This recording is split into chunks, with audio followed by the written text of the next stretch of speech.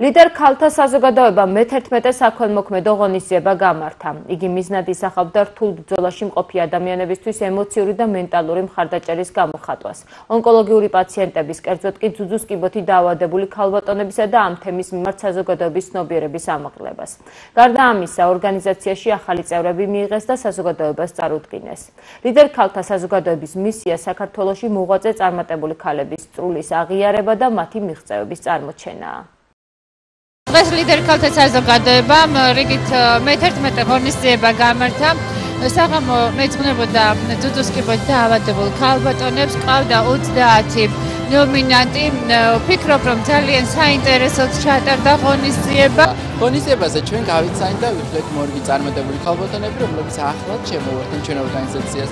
მოცემული ღონისძიება გახდა საკმაოდ პომპეზური, ძალიან საინტერესო, მნიშვნელოვანი და რაც თავარია, საკმაოდ დიდი მისიით დატვირთული. ღონისძიებაზე ჩვენ გავიცანით ქალბატონები, რომლებიც მოღვაწეობენ დღევანდელ ბიზნეს გარემოში და გვიან დღევანდელ ბიზნეს ეკონომიკურ